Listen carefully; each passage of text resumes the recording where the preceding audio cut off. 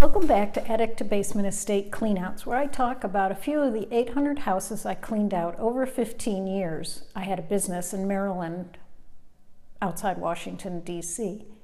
The first home I wanted to talk about today was actually in Virginia at an assisted living facility. One of my favorite attorneys called me to clean out an apartment where the woman had lived for 12 years. It only took 2 days, as I took a helper with me, and the apartment was only 567 square feet. And we had the auction company pick up what they could sell, and I took 2 loads of charity to the Bargain Loft and also Rest and Interfaith charity. Rest and Interfaith ran a shelter and a child care agency. The Bargain Loft started in 1981 in Herndon as a way to support their fish assistance program, which supports short-term emergency needs. There was a 1996 red Saturn. The keys for the car were with the main office at the complex.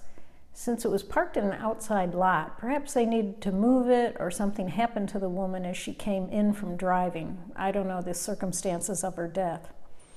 There were some nice antiques and an auto-go scooter, which was different than I'd seen before. Take a look.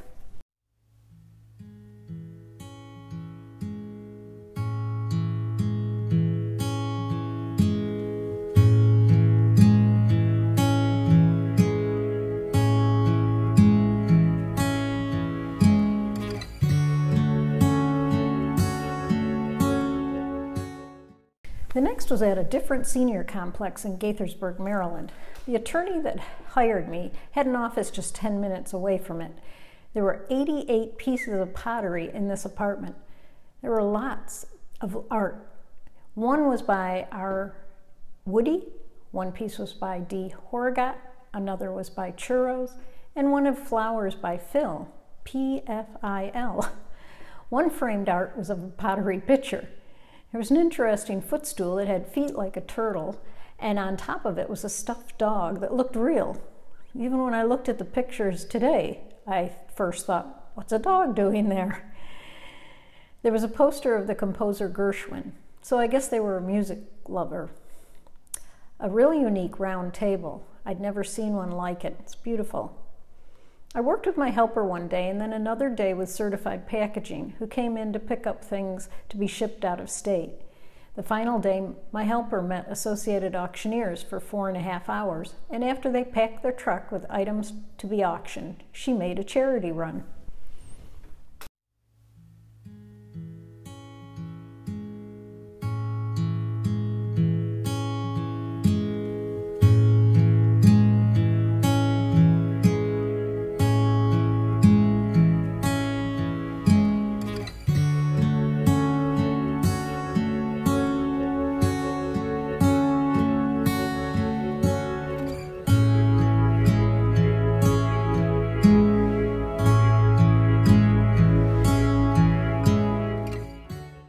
Since we're on the subject of senior housing buildings, I'll include one in Silver Spring, Maryland.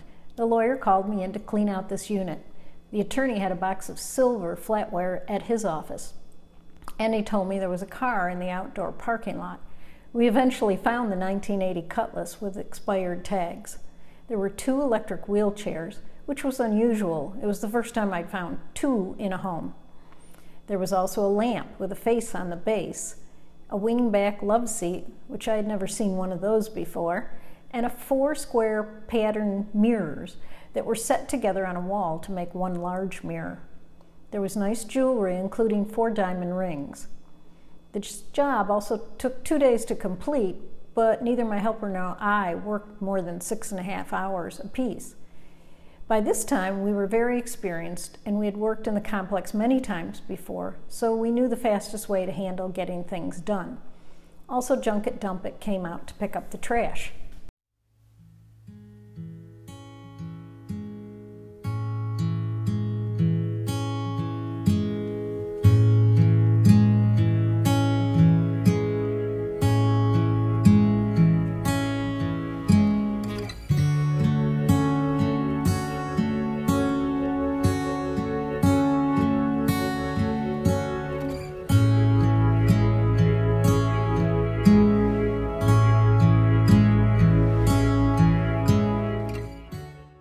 I'll close with photos from a condo in Gaithersburg, Maryland. The woman was a hoarder who had moved 3 times over several years. This was 1,100 square feet, 2-bedroom unit. I told the attorney we would need 4 days, but we got it done in 3. As you will see, there were lots of books piled in bookcases and on top of furniture. On the second day, Junket Dump It came to pick up trash, and on the third day they came back to pick up items for auction. There was a metal 4-poster bed, a bachelor table, and an Eastlake table that went to Associated Auctioneers. Well, that's it for today. Next time we'll talk about single-family homes instead of high-rises and condos owned by women.